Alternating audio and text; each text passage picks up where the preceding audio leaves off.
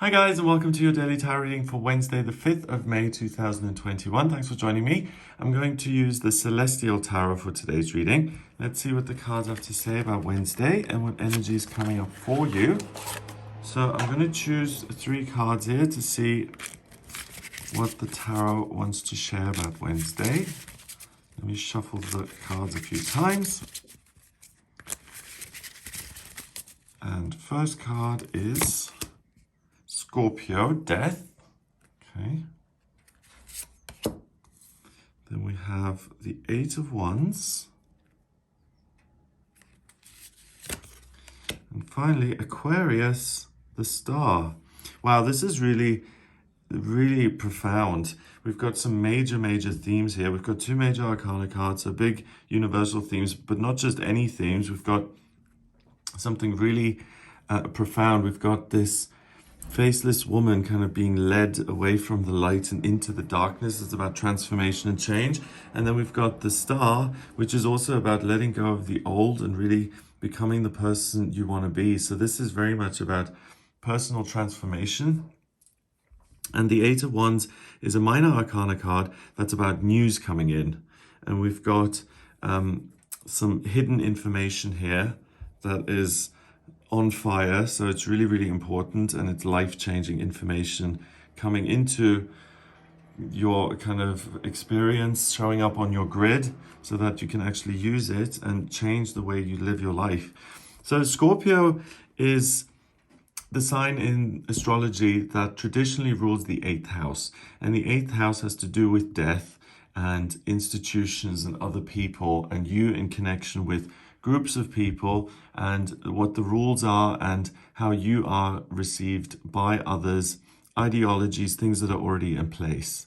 It's the house of transformation, looking at things that are hidden, that are difficult. It can be the house of sexuality and really intense relationships, and that's what this card is all about. So we've got Pluto, the planet that rules Scorpio, transformation, change, the phoenix rising from the ashes, new beginnings, new life, leaving the old behind, and then kind of letting yourself be reborn to become something else.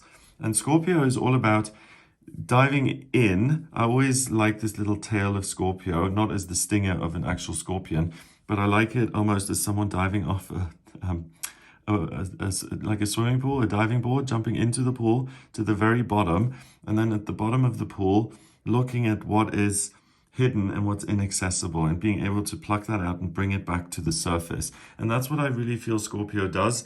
It's able to navigate the dark. So if things are problematic, difficult, the things that we don't want to look at in life, Scorpio isn't afraid to go there. It's able to say, let me look at what isn't working so that I can understand it and transform it into something better. We even have the phoenix in this card. Look, we've got this explosion down here and the phoenix rising out of all that fire, and then we've got Scorpio there, and it's a meeting between the light and the dark. And the card is saying that you need both. We do live on this planet. I always call it planet duality, but we always have left and right, up and down, good and bad. You can't get one without the other here on planet Earth. So this is the meeting point of transformation and change, and everything you think is good, and then the things that are dark and hidden and that pull you down. You need to examine the dark stuff, according to this card, if you want to rise again, if you want to become the best version of yourself. So Scorpio and the Death card allows you to look at things that are difficult in order to put an end to them and to transform them. So you're not a slave to negative circumstances.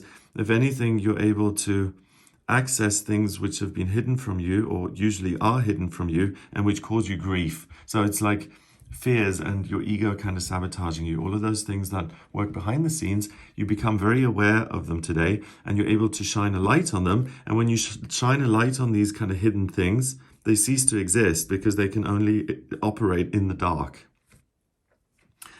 The actual figures here, we've got this kind of angel of death, it dressed in this beautiful emerald green. So that's a natural process, and we have to let parts of ourselves die if we want to become the people we want to be. And what's interesting is that this woman dressed in this ethereal little cloak, so she's not containable. No one can control this. You can't see her face, and I like that because it's almost like if you want to create your own face, or if you want to be responsible for your identity, you have to let certain parts of you die and replace them with something else. And that's a really great way of identifying this process of learning and living. It's only when you fall on your face, sometimes literally, that you can get up again and learn and realize that you shouldn't do it that way. Or it's only when you have done something or said something that you're not happy with, like a snarky remark, or you do something that doesn't align with your own morals and beliefs. And then once you've done it, you're like, oh, it's too late. I can't take that back. And you realize that you didn't like that you don't want to operate like that. And you make a decision in future. I'm not going to engage with that kind of thing. I'm going to behave differently because that's not the person I want to become. So it's kind of saying that we do learn from our mistakes. And if you address those and you don't shy away from them and you don't hate yourself for it, you just realize, okay, I'm not going to get guilty about it and give this more energy. I'm just not going to do it again. End of. And that's the process of letting things go and becoming this person you want to be. By doing that, you create a real space. You're not operating here under the control of Scorpio, which is saying stay in the dark and be in denial and be afraid of yourself. No, you have the power to say enough. I'm not a slave to my own thinking or behaviors or feelings. I'm going to rise from the ashes. I'm going to take this situation I didn't like. I'm going to learn from it, and I'm going to become the best possible version of myself that I can be. That willingness to rise again brings in more fire into your life. And we've got Mars in Sagittarius. So something gallops towards you that's going to excite you and give you a different option of how you can progress and proceed. So the Firebird, the Phoenix, has lots of different avenues and lots of options to choose from. This box that's on fire, it's kind of something that was secret or wasn't accessible to you before. It kind of floats in and it says, I hold a lot of promise. And if you pursue a direction in your life that makes you feel good, that feels familiar, that makes you feel excited and positive, and that kind of fires your imagination, because we do have you looking to the future and wanting to be like the phoenix rising from the ashes, but it also means you operate in this dream state of the darkness and the things that are unseen and your feelings. So again, do you see how you need the Scorpio dark side? It's not good and bad. You need both of these things if you want to progress. And by listening to your dreams and feelings, you're able then to see the actual options that you've got ahead of you and to find a direction. It's going to be really easy. All you need to ask yourself is, does this excite me? And does it make me feel like I want to use my own will to make this happen? Do I want this? And if the answer is yes, then Sagittarius allows you to make a lot of progress and to move ahead and to really get what you want. And keeping it simple is important because you can't go in all 8 directions. You can't achieve everything all at once. This is one box with one lock. So try and focus on one thing that really excites you, one thing that you can see as a promise of the person you want to be. This is something that is aligned with my values and what I want to achieve in life. Keep it simple, pursue 1 or 2 things at most, which bring you that sense of excitement. And Aquarius, the star, you will then learn how to achieve this as you go. So you will learn on the job and you'll be able to let go of things that have held you back in the past, and you can really transcend them, rise above them, and be the person you want to be. The experience in itself then not only liberates you and turns you into the person you want to be, but it then allows you to give back. Although I think this is kind of getting ahead of itself.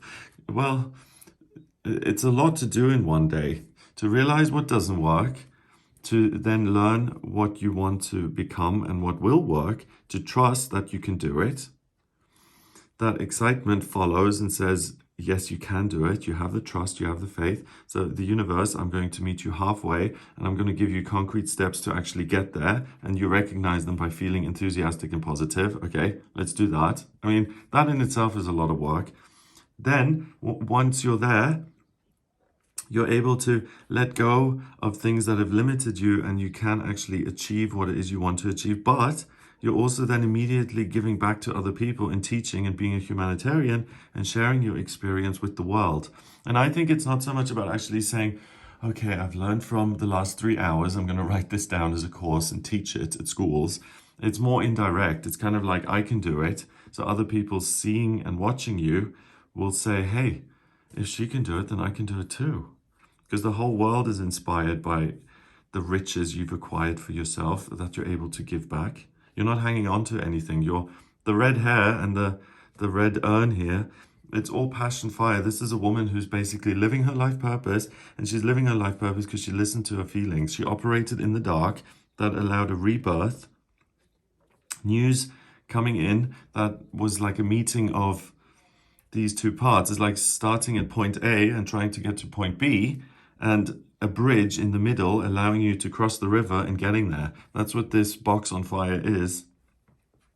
Oh, and by the way, guys, if someone knows the story of Ara and this whole thing in mythology, then please put it into the comments, because I don't know what that story is, and it's going to add a lot more perspective to this reading.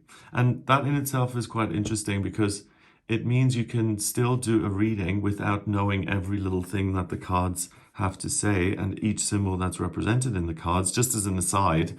So if you're looking to read the tarot yourself, don't feel like you have to know every meaning of every symbol. I don't know what this Hebrew symbol means, for instance, and I still feel I can read this deck. So I think that's just a little tip in terms of shop talk.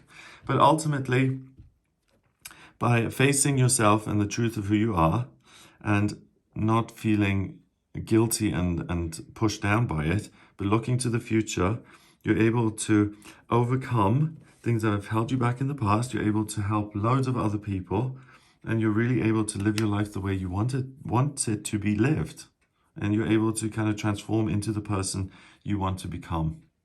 Okay, so let's have a look at the numbers. We've got 13 and 8 is 21, and 17 is 38. Yeah.